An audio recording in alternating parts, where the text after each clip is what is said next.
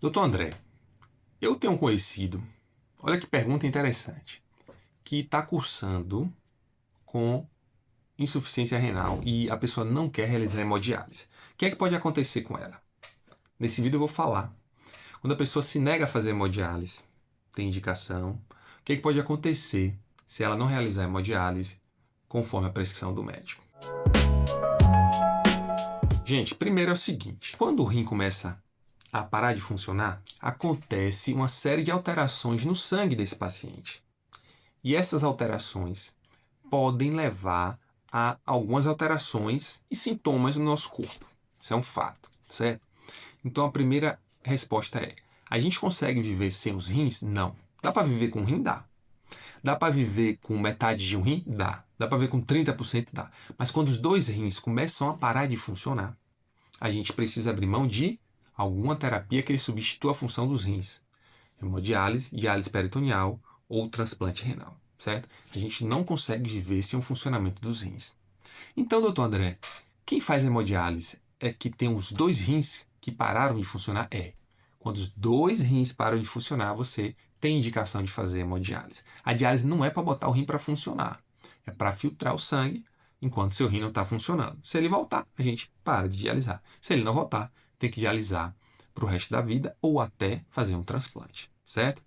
Mas a pergunta é, se o paciente recusa, primeiro, tem que ver a indicação clara. Por que ele está recusando, conversar. Mas se o paciente tem uma indicação clara de dialisar e ele se recusa, uma das alterações que pode acontecer é ele ficar muito inchado, ele ficar com muito edema. Porque o rim, ele joga a água que a gente bebe para fora através da urina. Se a gente para de urinar, o que é que acontece? Se a gente reduz a quantidade de urina, aumenta a quantidade de líquido que era para sair na urina, não sai, fica no sangue. A gente começa a ter muito líquido no corpo, líquido no sangue. O líquido extravasa e forma o inchaço. Inchaço na perna, inchaço às vezes nos braços, na barriga, o rosto incha. Então o inchaço começa a acontecer. Quando o inchaço é só na pele, beleza. Às vezes é até estético, né? Fica feio, fica desconfortável também. Mas quando o inchaço é no pulmão, meu amigo, aí você tem a congestão pulmonar. Aí o paciente se afoga no seco, né? Ele fica com o pulmão molhado, cheio de líquido, porque esse pulmão ele está sofrendo consequência de um excesso de líquido no corpo. O pulmão fica com muito líquido e o paciente fica congesto, fica com falta de ar, fica tossindo, não consegue respirar bem. Esse é um problema. Outro problema, segundo problema, as toxinas no corpo começam a acumular, certo? Então a diálise que o médico prescreveu, o nefrologista, era para reduzir as toxinas do seu corpo. Se você não faz diálise, a toxina tende a subir, subir, subir, e essa toxina, representada principalmente pela ureia, por isso que a gente fala uremia, quando a ureia está muito alta, ela traz sintomas. Essa ureia alta na cabeça, no crânio, no sistema nervoso, traz o quê? Sonolência, traz às vezes convulsão, traz alteração do comportamento, sua memória fica ruim, você parece que está com a nuvem, uma névoa branca na cabeça que não consegue raciocinar, porque os neurônios eles são intoxicados por essa uremia, por esse excesso de toxinas que o sangue não está depurando através dos rins. Então, uma das consequências dessas impurezas altas é sistema nervoso. No coração também, gente. O coração começa a bater de forma diferente, certo? Inclusive pode até formar líquido dentro do coração, na bolsa que envolve o coração, que a gente chama isso de derrame pericárdico. E o coração começa a bater de forma errada. Faz um atrito aqui, né, na caixa que segura o coração. Então o paciente pode ter sinais de insuficiência cardíaca. Outra coisa, essas toxinas elas agem também no sistema digestório e o paciente pode ter o quê?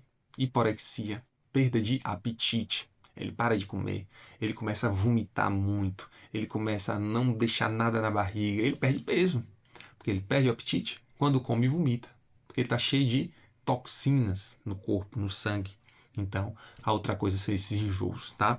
Então, com o tempo, se a pessoa não dialisa, ela pode desenvolver confusão mental, enjoo, vômitos, perda de apetite e até alterações do coração. A diálise ajuda a evitar esse processo, tá certo? Outra coisa que pode acumular no sangue de pessoas que não querem dialisar e tem indicação é o potássio. O potássio alto, pessoal, ele é responsável por arritmias cardíacas. Então a pessoa pode estar lá, ó, de boa. O potássio sobe 6,5, 7, 8 de potássio. E a pessoa tem uma parada cardíaca, ó, dormindo. Ela faz uma arritmia, o coração fibrilação ventricular. E aí, se ela não for atendida rapidamente, se ela não tomar um remédio para estabilizar o coração, às vezes tem que tomar um choque para o coração voltar. E aí, baixa rápido esse potássio, a pessoa pode ter um desfecho desfavorável, né? A pessoa pode morrer se ela tem um potássio muito alto e não faz hemodiálise, certo? Obviamente, se ele chega numa emergência, a primeira coisa que a gente vai fazer não é fazer hemodiálise, até porque vai ter que ter o acesso, vai ter que passar um catéter. Então, a primeira coisa que faz são as medidas clínicas. Tomar um remédio e vai já providenciando a diálise. Até que a diálise não chegue, a gente vai dando medicação para o paciente. Então, o potássio pode subir. O fósforo, uma outra substância no sangue, pode subir, certo? Então, se esse paciente não faz diálise, ele tem um fósforo muito alto. E o fósforo dá muita coceira, tá? Fora que o fósforo se junta com cálcio e pode se depositar na parede dos vasos, favorecendo ao risco de infarto, de derrame, porque ele calcifica e forma aquelas placas, certo?